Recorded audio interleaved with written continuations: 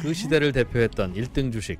피터 린치는 수차례 언급했습니다. 수익률 10배, 10백원은 시대의 1등주에서 탄생한다.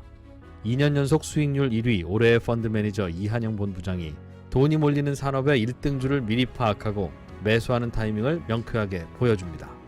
바쁜 개인 투자자들을 위해서 이한영 본부장이 실전 매매에서 반드시 사용하는 지표와 데이터만을 골라 한 권에 담아냈습니다. 당신도 1등 주식을 찾을 수 있습니다. 자세한 내용은 네이버나 가까운 서점에서 시대의 1등주를 찾아라를 검색하세요. 똑같은 투자라도 투자 자금을 어떻게 설정하느냐에 따라 가지고 손실이 나는 투자를 수익으로 나는 투자로 바꿔버릴 수가 있거든요. 안녕하세요, 사경인입니다. 원래 제 직업은 회계사고요. 2년이 돼가지고 증권사 직원들을 대상으로 한 10년 넘게 재무제표나 투자랑 관련된 강의도 해오고 있고요. 지금은 제주도에서 지내면서 제 개인 투자를 하고 있는 개인 투자자이기도 합니다. 이번에 책을 한 권 새로 또 내게 됐는데요. 초보자들을 대상으로 투자에 대해서 어떻게 접근할 것인가 이런 내용을 다루는 책을 이번에 쓰게 돼서 여러분한테 인사를 드리게 됐습니다. 한 사람을 위한 책입니다. 제가 가장 사랑하는 저희 아내한테 가르치기 위해서 아내의 눈높이에 맞춘 책인데요. 실제 투자가 내 삶에 들어올 수 있도록 그렇게 받아들이면서 책을 읽어간다면 재산을 늘리거나 어떤 재무적인 목표를 달성하는 데 분명히 도움이 될 거라고 생각합니다. 사경인의 친절한 투자 과외, 지금 서점에서 만나보시죠. 월스트리트 모닝 브리핑 함께하고 계십니다. 6시 30분부터 저희는 항상 변함없이 여의도 오픈 스튜디오에서 라이브로 함께하고 있습니다. 라이브 방송을 보러 오시는 분들이 종종 계셨는데 요즘에는 또 날이 추워져서 그런지 없으시더라고요. 예. 없는 거면 그 여도원 앵커의 문제가 아닌가 싶습니다. 아니 잘 되면은 내 탓이고 안 되면 조상 탓이라더니 안 되면 다 왜 제 탓이죠?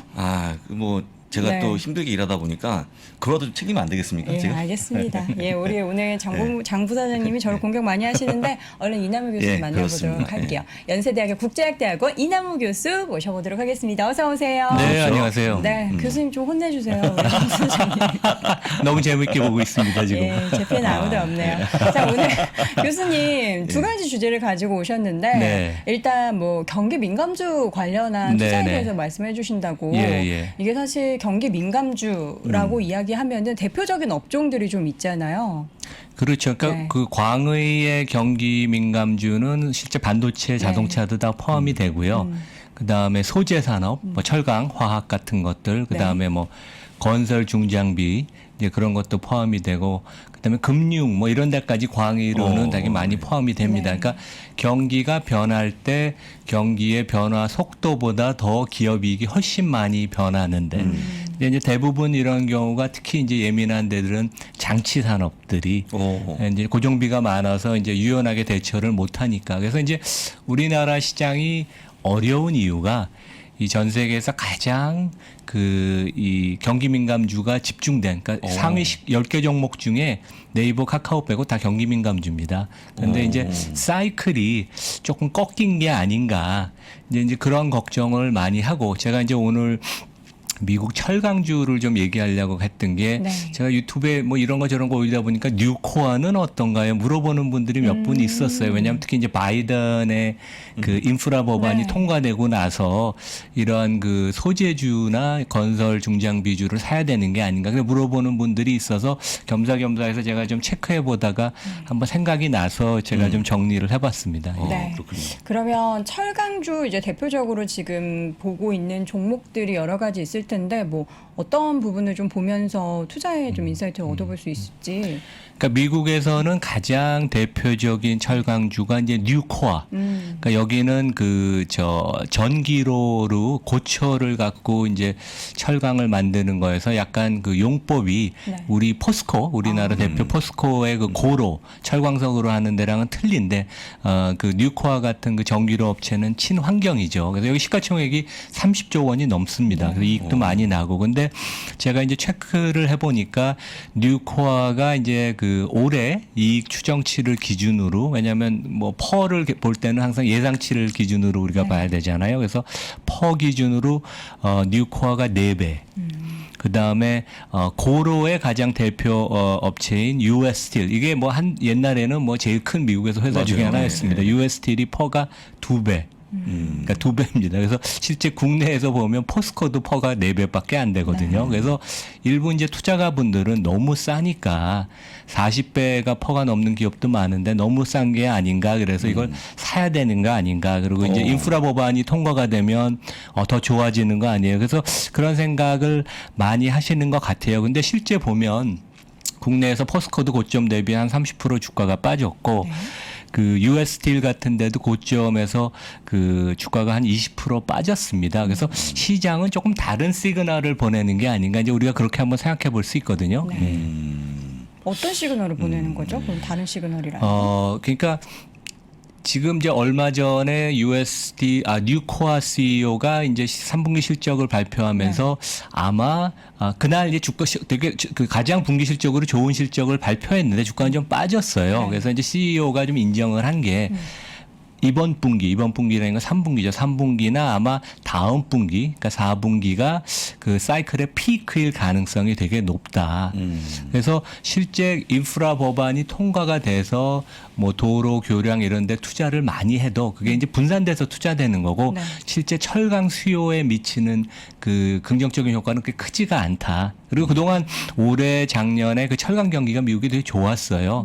그래서 이제 수요도 좋고 그다음에 중국으로부터 전에 바이든이 그런 얘기했죠. Dirty steel from China. 중국으로부터 아주 친환경으로 만들지 않은 석탄으로 때워서 철강을 만든 그런 중국으로부터 그 철강의 그 수입이 많이 줄어서 가격도 좋고 그랬죠. 근데 지금 애널리스트들 그 의견을 보면 이제 제가 여기 갖고 온 게 그림 좀 보여주시겠어요? 네. 골드만 애널리스트들의 추정치를 보면 이제 사이클이 철강의 사이클이 그 수익성이건 마진이건 지금 이제 정점을 지나고 2020년, 2023년 이제 꺾인다. 그래서 주가도 이제 최근에 보면 이제 포스코도 뭐 많이 고점 대비 하락을 했고 미국 철강 회사들도 고점 대비 20%씩 최근에 하락을 하고 있습니다. 근데 실제 근데 퍼는 또 엄청나게 낮죠. 왜냐하면 기업 이익이 지금 뭐 엄청나게 뭐 몇십 배 바닥에서 증가를 했으니까요. 지금 보면은 뭐 지금 채팅창에 호주 쪽 철강 기업도 30%보다 더 빠져서 사려고 보고 있다. 뭐 우리나라도 그렇고 미국도 그렇고 지금 다 이렇게 주가가 조정을 보이는데 지금 이 시점에서 그러면 경기민감주 특히 철강주에 대한 말씀을 교수님이 하시는 데는 뭔가 특별한 이유가 있을 것 같은데. 그러니까 그 우리가 이제 경기 민감주라고 하면 뭐 철강, 화학 가장 대표적인 게 그다음에 해운 뭐 이런 거가 포함이 되죠. 그림 잠깐 띄워 주시겠어요? 그래서 뭐 이게 미국 주식은 아니지만 재밌는 게 그 덴마크의 그 세계 최대 해운사가 머스크라고 있습니다. 네, 그러니까 시가총액이 한 60조 원이 넘고 그다음에 한국에는 HMM이 있죠. 그다음에 이제 대만에 HMM보다 한 2배 큰 시총이 한 25조 원 되는 에버그린 머린이라고 있는데 공교롭게 세 회사도 퍼가 다 3배입니다. 그러니까 사상 최고의 이익을 내지만 주가는 꺾였다. 그래서 HMM하고 여기 대만의 에버그린 같은데 주가가 고점 대비 한 50% 빠졌습니다. 그러니까 이제 뭘 얘기냐 하면 지금 암만 돈을 많이 벌어도 경기 민감주, 경기 관련주 시클컬 그 주식은 이익이 정점에 도달하면 그 전이나 그 사이클 그 시점에 주가를 다 팔고 나와야 된다. 퍼가 비록 1.5배, 2배여도 아까 US 스틸이 그 퍼가 제가 2배라고 말씀을 드렸잖아요. 그래서 투자가분들이 우리 그 경기 민감주 특히 가장 대표적인 철강, 화학, 해운 뭐 이런 것들은 좀 우리가 보통 아는 상식, 왜냐 퍼가 낮으면 사야 된다고 생각하지 않습니까? 그렇죠. 그것과 이제 반대로 역발상으로 트레이드를 해야 된다. 그런 말씀을 좀 드리고 싶습니다. 그때 언제였냐면 2016년에 트럼프가 당선됐을 때 그때 이제 미국이 한참 뭐 보호무역 할 때 그때 US들이 많이 급등하더라고요. 그렇죠. 근데 말씀하신 것처럼 다 팔고 나오시는 거예요. 이게 한번 오면 기회가 오면 네. 팔고 나와야 된다. 근데 실제 주가가 다시 미끄러지더라고요. 그래서 제가 이제 늘 얘기할 때 재미삼아서 이 심볼을 바꿔야 된다. X가 뭐냐. 심볼이 X죠, X됐다. USD. 네. X 됐다. 그래서 그렇죠. 오. 아니 안 X를 하든지 네. 이게 좀 심볼을 바꾸. 그러니까 제가 농담삼아야겠는데 그런 거 보다니까 사람들이 그때 막 파는 것 같아 올라오면. 네.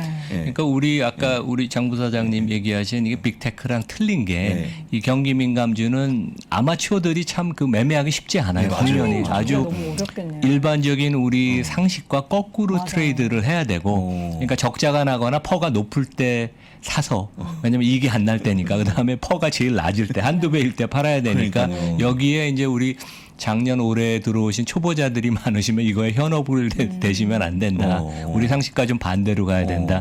그런 얘기를 하고 싶습니다. 다음 페이지를 보면 어차피 얘기가 나왔으니까 조금 얘기를 드리면 이제 그 경기 민감주도 이제 두 종류가 있습니다. 그래서 이제 왼쪽에 보면 성장하는 경기 민감주. 네.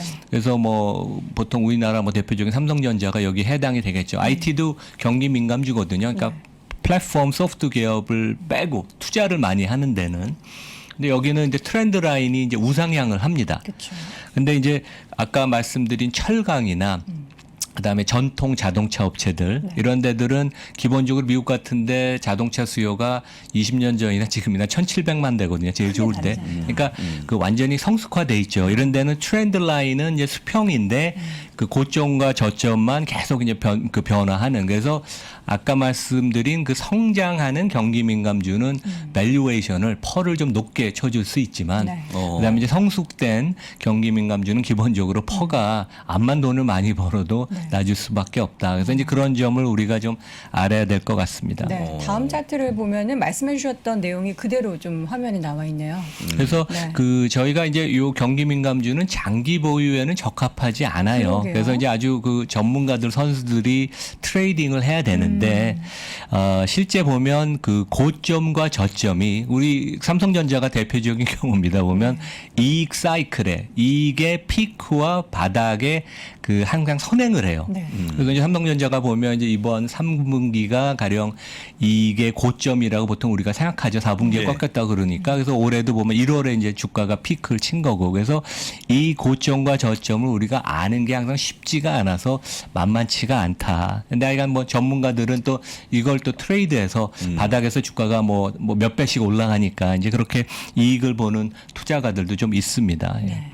그러면 이제 다음 화면에 저희한테 질문을 던져주시는데 많은 분들이 만약에 이거를 제대로 학습만 하면은 우리도 트레이딩을 할 수 있는 거잖아요. 그렇죠. 네. 예. 그래서 뭐 저 주관식이 아닌 객관식으로 네네. 하겠습니다. 그래서 골라볼까요, 여러분? 경기 민감주 시클리컬은 네. 언제 매도해야 수익이 극대화될까? 극대화. 네, 그러니까 돈을 언제 제일 많이 버냐 그런 얘기죠. 그래서 첫 번째 퍼가 낮을 때, 두 번째 퍼가 높을 때, 세 번째는 단기 매매는 어렵지만 장기 보유하면 연 10% 이상의 수익을 기대할 수 있다. 네. 4번은 수익을 내기 어렵다. 뭐 답을 제가 가르쳐 4번 드렸어요. 아니에요? 4번 보통 4번 아니에요? 그래서 이제 퍼가 낮을 때 우리 아까 네. 말씀드린 뭐 뉴코아가 지금 퍼가 4배고 2배, 그다음에 3배. 해운 업종들은 전 세계적으로 지금 네. 퍼가 3배니까 이럴 때 이제 팔고 그 외국 증권사 자료를 보면 이제 2, 3년 후에 앞으로 이제 계속 이익이 내년 후년 2024년까지 감익한다고 대부분 보고 있습니다. 이런 경기 민감주가. 그래서 퍼가 높아질 때 이익이 낮을 때 2, 3년 후에 다시 재진입을 하면 네. 좋지 않나. 이제 그렇게 큰 그림이긴 하지만 3년, 4년 후 얘기지만 이제 그렇게 생각하면 될 것 같습니다. 네. 그러면 지금 시점에서는 지켜볼 단계인 거네요. 그러니까 제 생각에는 뭐 섣불리 들어갈 필요는 네. 없고요. 퍼가 낮다고. 그리고 이제 들고 계신 분은 제 생각에는 모멘텀이 주가가 좀 붙을 때 네. 팔고선 매도 이익 실현을 하시는 게 좋을 것 같습니다. 네. 뉴코아는 아마 조금 들고 계신 분들이 있는 것 같습니다. 예. 뉴코아니까 또 미국 주식 안 해보셨던 분들은 뉴코아 백화점 댓글에 좀 제가 그 남겨주시고. 얘기 안 하나 했습니다. 오늘 끝나기 전에 안 할까? 안 하면 뭔가 올라왔습니다. 이상한데 이 댓글창에. 했습니까? 아, 올라왔습니까?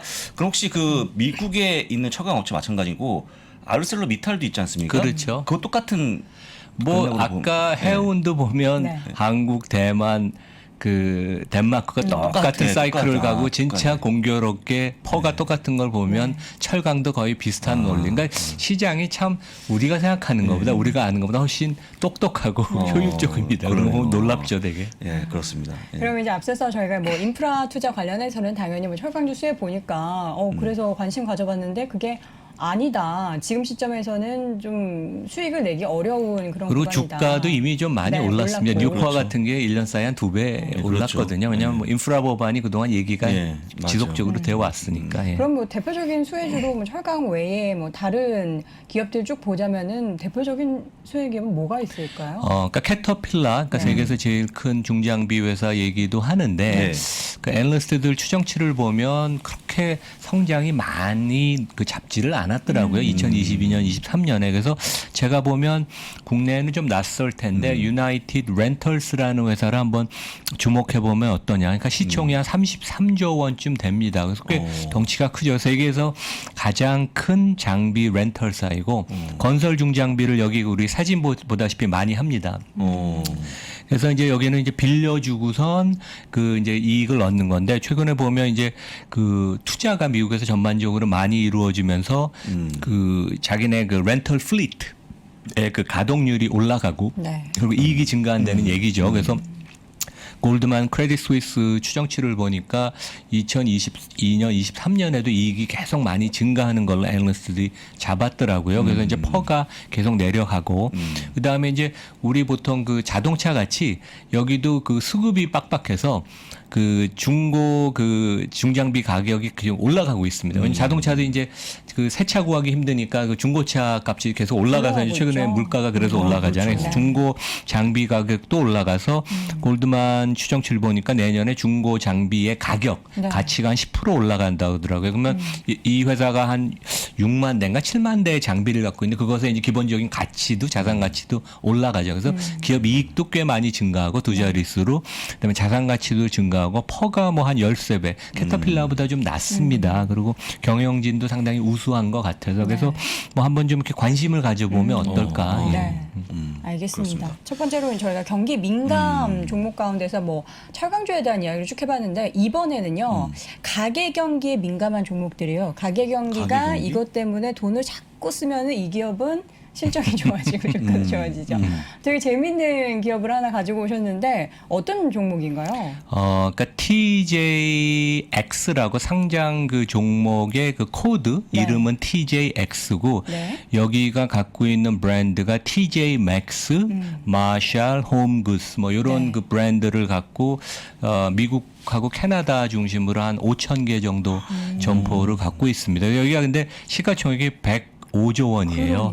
그래서 네이버 카카오보다도 크고 현대차의 한 3배쯤 되죠. 그래서 상당히 그 숨겨진 그 소비자 리테일 업종의 진주라고 생각하고 제가 좀 관심을 갖고 지켜봤던 이유가 제가 이제 여름에 미국에 갔을 때 제 보스를 모시고 저 보스가 저희 그 사모님 모시고 제가 여기 점포를 TJ 맥스랑 마샤를 여러 번 가서 그 너무 물건들이 그러니까 이제 백화점하고 준 명품 수준의 그 의류 잡화, 네. 신발 가정용품을 한 40%에서 80%씩 그 하는데 많이 갖다 놓질 않아요. 그러니까 머천다이징 하는 그 바잉 팀이 아주 똑똑해서 아주 좋은 물건을 그때 딱 백화점이나 명품 회사가 이제 그 떨이 처리하는 거를 싸게 사서 40%에서 80%씩 팝니다. 할인해서. 근데 이제 여기 약간 자라 비슷해서 자라가 그 저 다품종 소량 아니에요. 네. 그래서 다음에 오면 이 물건이 없다. 없어요. 이제 그런 그 인간 심리를 이용해서 그래서 여기가 그 저도 그때 여름에 여러 번 가보니까 멋쟁이들이 되게 많이 오더라고요. 그래서 멋쟁이들이 그러니까 뭐 테일러 스위프트 같은 사람들 여기 와서 산다고 그런 얘기도 있는데 그 보물 찾기. 그러니까 내가 몇 시간씩 고르면서 진짜 그 좋은 물건들을 찾을 수 있는 그래서 상당히 아주 그 독특한 비즈니스 모델을 갖고 있고 그런 면에서는 저희 투자가들이 이제 미국이 그 전 세계 아까 미국이 이제 경제 전체로 보면 여기 이제 투자 환경을 한번 그림 한번 보여주시겠어요? 네. 그러니까 우리나라는 GDP에서 소비가 차지하는 비중이 한 50%밖에 안 됩니다. 근데 이제 미국은 GDP의 한 70%가 소비죠. 그래서 이제 지금 여건이 그 이제 이번 코로나 사태 때 개인 가게들이 빚을 많이 갚았고 그다음에 여유 자금이 되게 많습니다. 정부 자금도 많이 그 받고 그래서 돈을 쓸 수 있는 여유가 되게 많고 이번 주에도 뭐 오늘도 보면 메이시가 실적 발표하고 맞습니다. 리테일 업체들이 발표하는데 상당히 연말까지 계속 소비가 좋고 내년에도 상당히 소비가 좋을 것 같아서 좀 한번 관심을 갖고 우리가 볼만하면 보면 되지 않나. 왜냐하면 조금 포트폴리오도 조금 다변화시킬 필요가 있으니까요. 되게 그렇죠. 예. 저는 이 맥스 차트를 보고 깜짝 놀랐던 게 주가가 뭐 상장 이후로 계속 그리고 최근에 엄청 더 가파르게 오르고 있어요. 네, 그러니까 3분기 실적이 네. 되게 좋았어요. 그래서 여기 잠깐 그림 보시면 네. 그 이 회사가 그 지난 23년 동안 매년 그 매출이 증가했습니다. 그러니까 작년 빼놓고. 그러니까 이게 아주 그 비즈니스 모델이 뛰어나고 고객층이 튼튼하다는 얘기죠. 그래서 매출 기준으로도 미국 100대 기업 안에 들고 S&P 500 종목이고. 그래서 이제 항상 제가 강조하는 게 과거 10년 그 성과를 한번 보자. 왜냐하면 공부 잘한 학생이 앞으로도 잘할 다음 시험 잘 볼 가능성이 높으니까. 그래서 그 리테일의 그 TJX, 월마트, 타겟, 코스코의 이제 과거 10년 주가 성과를 보면 타겟 같은데 뭐 코스코 워낙 우수합니다. 진짜 둘 다 좋은 회사인데. 근데 TJX도 과거 10년 동안 주가만 매년 평균 17% 올랐다. 그리고 이제 그 배당 수익률이 한 1에서 2%쯤 되고. 그리고 이제 주목할 점은 코스트코 저도 너무 좋아하는데 퍼가 40배 해요. 주가 진짜 많이 올라서. 근데 이제 TJX는 펀더멘털 대비 주가가 그렇게 높지가 않다. 21배. 그래서 조금 저평가된 게 아니고 저평가된 게 아닌가 그런 생각도 들고 조금 장기 보유를 한번 워낙 비즈니스 모델이 독특합니다. 되게. 비즈니스 모델이 독특하다는 게 어떻게 독특한 거죠? 그러니까 그 여기는 보면 가장 장점이 그 베스트 인 클래스 그 업계의 가장 베스트인 그 구매팀. 그러니까 이제 구매팀이 아주 그 촉이 좋은가 봅니다. 그래서 한 1,000명이 넘는다 그러는데 구매팀에 들어가려면 그 여기 자체 내에 설립한 대학을 일단 졸업을 해야 되고 3년 동안 이제 어시스턴트를 보조를 하다가 이제 그 구매 요원이 되면 그 권한을 그 100% 위임을 하는 거예요. 그래서 본인이 가령 뭐 랄프 로렌의 그 이제 재고를 파는데 가서 그냥 즉석 현장에서 다 사는 거예요. 윗사람한테 보고도 안 하고.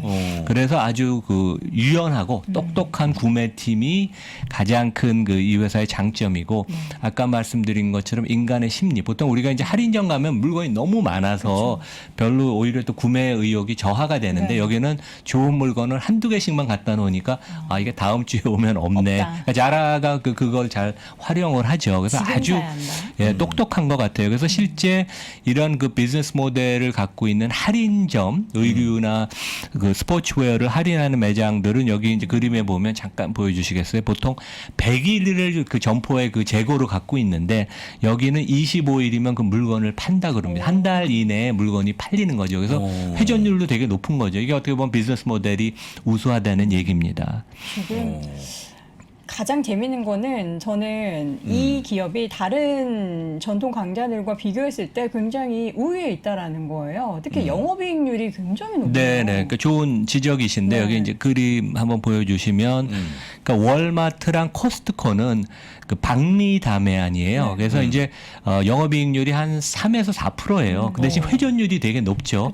그러니까 왜냐면 매장에서 이제 여러 번 파는 거가 이제 장점인데 그 대신 마진은 낮고, 그다음에 타겟은 그 중간쯤 되는 거고 TJX는 마진이 높습니다. 왜냐하면 이제 결국 자기네가 그 리스크를 지고 그 물건을 골라서 고객한테 파는 거니까 그래서 영업이익률이 10%가 높아서 이것이 장점인 것 같아요. 그래서 이제 결국 리테일 업체들은 기존 점포 매출 증가율이 가장 중요하잖아요. 우리가 스타벅스 같은 경우 실적 보면 다른 것보다도 same store sales growth, 그러니까 1년 이상 운영된 점포의 그 매출 증가율이 얼마냐. 그래서 최근 숫자를 보면 여기 한 10% 중반대 나오고 그다음에 지금 매장이 한 4,800개인데 1년에 한 200~300개. 근데 여기 또 해외 진출도 또 되게 조심스럽게 해요. 왜냐하면 성장을 위한 그 성장을 하는 게 아니라 외형 확대가 아니라 진짜 알짜 장사를 하겠다.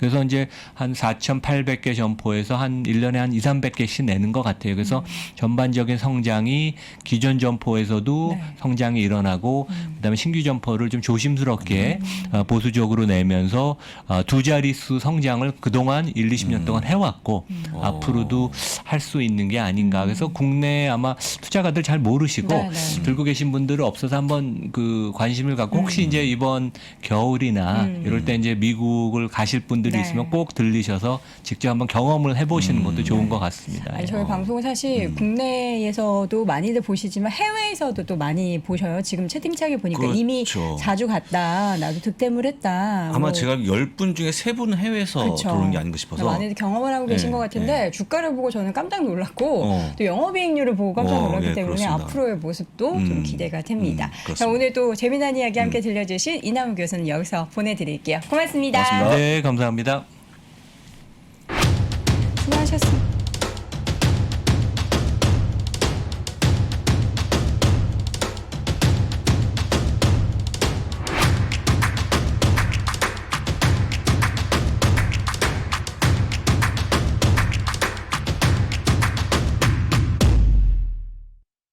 선택을 더 고민해야 돼요.